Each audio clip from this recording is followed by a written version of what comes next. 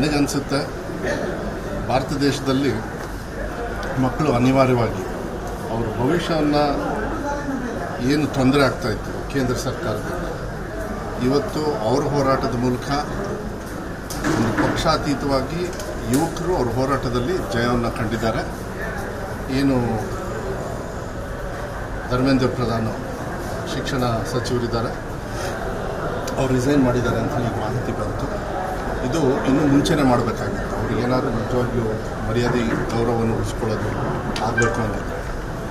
ಆದರೆ ಇವತ್ತು ಯಾರು ಈ ಹೋರಾಟಕ್ಕೆ ಇಡೀ ಭಾರತ ದೇಶದಲ್ಲಿ ಪಕ್ಷಾತೀತವಾಗಿ BJPಯವರು ಕೆಲವರು ಹೋರಾಟ ಮಾಡಿದ್ದಾರೆ, ಅವ್ರ ಮಕ್ಕಳು ಕೂಡ ಅಲ್ಲಿ ಹೋಗಿದ್ದಾರೆ, ಭಾಳ ಬೇಕಾದವರೆಲ್ಲರೂ ಕೂಡ ಹೋಗಿರೋದ್ರಿಂದ ಅವರಿಗಿದು ಜಯ ಬಂದಿದೆ. ಆದರೆ ನನಗನ್ನಿಸ್ತದೆ ಇದು ಇಲ್ಲಿಗೆ ನಿಲ್ಲಬಾರ್ದು. ಏನು ಜಂತರ್ ಮಂತರಲ್ಲಿ ಮಕ್ಕಳ ಮೇಲೆ ಲಾಠಿ ಪ್ರಹಾರವನ್ನು ಮಾಡಿದ್ದಾರೆ, ಅದನ್ನು ಕೂಡ ಏನು ಮಾತನ್ನು ಕೊಟ್ಟಿದ್ದಾರೆ, ಅವರು ಯಾರ್ಯಾರು ತಪ್ಪಿಸ್ತಿದ್ದಾರೆ. ಯಾಕೆಂದರೆ ಕಾನೂನನ್ನು ಯಾರು ಬೇಕಾದರೆ ಕೈಗೆ ತೊಗೊಳೋದಕ್ಕಾಗೋದಿಲ್ಲ. ಅದನ್ನು ಯಾರ್ಯಾರು ಮಕ್ಕಳಿಗೆ ಹೊಡೆದಿರೋದಿರ್ಬೋದು, ಗಾಯ ಆಗಿರ್ಬೋದು, ಮನಸ್ಸಿಗೆ ನೋವಾಗಿರ್ಬೋದು, ಬೇರೆ ಬೇರೆ ರೀತಿಯಲ್ಲಿ ಅವ್ರಿಗೆ ತೊಂದರೆ ಕೊಟ್ಟಿದ್ದಾರೆ, ಅವ್ರ ಬೇಡಿಕೆಗಳೇನಿದ್ದಾವೆ ಅದೆಲ್ಲದೂ ಕೂಡ ಕೇಂದ್ರ ಸರ್ಕಾರದವರು ಅದಕ್ಕೆ ಸ್ಪಂದನೆ ಮಾಡಿ ಅವರಿಗೆ ಉತ್ತರವನ್ನು ಕೊಡಬೇಕಾಗುತ್ತೆ. ಆದರೆ ನಾನು ಈ ಸಂದರ್ಭದಲ್ಲಿ ಒಬ್ಬ ಶಿಕ್ಷಣ ಸಚಿವನಾಗಿದ್ದು, ಯಾಕೆಂದರೆ 3 ವರ್ಷ ನಾನು ಕೆಲಸ ಮಾಡಿದ್ದೀನಿ, ನನಗೆ ಗೊತ್ತಿದೆ. ಯಾಕೆಂದರೆ ಯಾವತ್ತೂ ಅಷ್ಟೇ ಮಕ್ಕಳು ಅವರು ಜೀವನದಲ್ಲೆಲ್ಲ ಓದಿಕೊಂಡು ಕಷ್ಟಪಟ್ಟು ಓದ್ಕೊಂಡಿರ್ತಾರೆ, ರಿಸಲ್ಟ್ ಬಂದ ತಕ್ಷಣ ಅವ್ರಿಗೆ ಏನೋ ಒಂದು ಭವಿಷ್ಯದ ಮೇಲೆ ಇಟ್ಟಿರ್ತಾರೆ. ಆದರೆ ಈ ಥರ ಬಂದು ಒಂದು ನೀಟ್ ಲೀಕೇಜು ಆಗಿ ಕ್ವಶನ್ ಪೇಪರ್ ಲೀಕೇಜ್ ಆದ ತಕ್ಷಣ ಅವ್ರ ಭವಿಷ್ಯನ ಹಾಳಾಗೋಗ್ಬಿಡುತ್ತೆ. 30 ಜನರು ತೀರ್ಕೊಂಡು ಹೋದರು ಇಡೀ ಭಾರತ ದೇಶದಲ್ಲಿ. ನನಗನ್ಸುತ್ತೆ ಕೇಂದ್ರ ಸರ್ಕಾರದವರು ಅವ್ರಿಗೆ ಏನಾದ್ರು ಗೌರವ ಇದ್ದರೆ, ಯಾಕೆಂದರೆ ಇದು ಫೆಡರಲ್ ಸಿಸ್ಟಮಲ್ಲಿ ಎಲ್ಲರ ಜೊತೆನೂ ಕೂಡ ನಾನು ಇದ್ದಾಗಲೂ ಹೇಳ್ತಾ ಇದ್ದೆ, ನೀಟು ವಿರುದ್ಧನ, ನಾವು ಯಾವತ್ತೂ ಕೂಡ ನೀಟ್ ವಿರುದ್ಧ ಇದ್ದೀವಿ.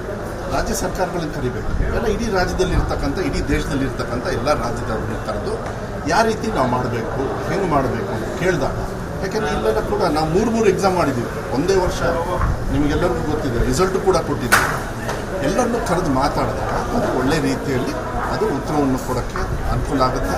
ಇವತ್ತು ಇವ್ರು ಕೊಟ್ಟಿದ್ದಾರೆ. ನನಗನ್ಸುತ್ತೆ ಈ BJP ಕೇಂದ್ರ ಸರ್ಕಾರದವರು ಇಷ್ಟು ದುರಾಡಳಿತ ಮಾಡಿ ಒಂದು ದುರಹಂಕಾರದಲ್ಲಿ ಏನಿತ್ತು ಅದು ಈ ದೇಶದ ಭವಿಷ್ಯದ ಮಕ್ಕಳು ಅವರಿಗೆ ಸೊಕ್ಕನ್ನು ಮುರಿತಾ ಇದ್ದಾರೆ ಅಂತ ಹೇಳಿದ್ರೆ ಸಾಕು. ಇನ್ನು ಮೇಲೆ ಅವ್ರು ಡೌನ್ಫಾಲ್ ಸ್ಟಾರ್ಟ್ ಆಗಿದೆ. ಒಂದು ಕಡೆ ಸರ್ ಹೋರಾಟದ ಹಾದಿಯನ್ನು ತಪ್ಪಿಸ್ತಾರೆ ಅಂತ ಒಂದಷ್ಟು ಜನ ಇವತ್ತು ಬೆಂಗಳೂರಲ್ಲಿ ಪ್ರತಿಭಟನೆ ವೇಳೆ ಪರ ಭಿತ್ತಿಪತ್ರ ಹಿಡಿಯೋದು, ಆಮೇಲೆ ಪೊಲೀಸರು ನೀವು ಏನು ಮಾಡ್ಕೊತೀರಾ ಮಾಡ್ಕೊಂಡು ಭಿತ್ತಿಪತ್ರ ಇಲ್ಲ. ಏನಾಗ್ತದೆ ಇಂಥ ಹೋರಾಟದಲ್ಲಿ ಕೆಲವು ಸತಿ ಪಾಪ ಅವರು CJPಯವರು ಏನು ಹೋರಾಟ ಮಾಡ್ತಾಯಿದ್ರು, ನೀವು ಯಾವುದೇ ಥರದ ತೊಂದರೆ ಕೊಡಬೇಡಿ, ಈಗ ನಿಮಗೂ ಅಷ್ಟೇ ಮೇನ್ ಸ್ಟ್ರೀಮ್ ನೀವೆಲ್ಲರೂ ಹೋದಾಗ ಕೆಲವರು ನಿಮ್ಮ ವಿರುದ್ಧ ಎಲ್ಲ ಘೋಷಣೆಗೆ ಹೋಗಿ ನಿಮಗೆಲ್ಲ ಆಚೆ ಹಾಕಿದ್ದು, ಇದೆಲ್ಲದೂ ಕೂಡ ಆಗಬಾರ್ದು ಪ್ರಜಾಪ್ರಭುತ್ವದಲ್ಲಿ. ಅದು ನಿಮ್ಮ ಫ್ರೀಡಮ್ ಇರ್ತದೆ.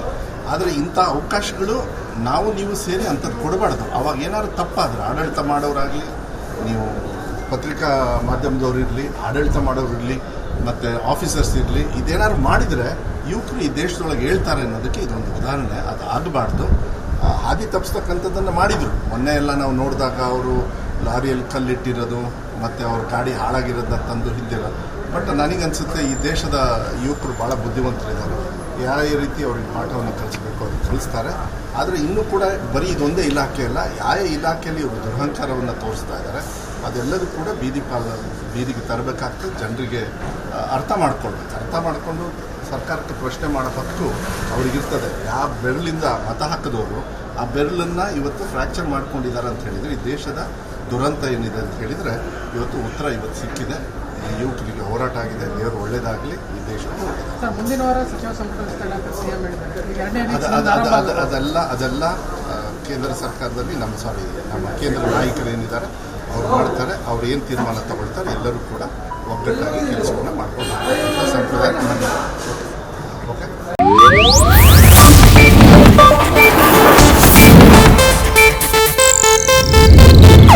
ಇದು ಏಷ್ಯಾನೆಟ್ ನ್ಯೂಸ್ ನೆಟ್ವರ್ಕ್ ಪ್ರಸ್ತುತಿ.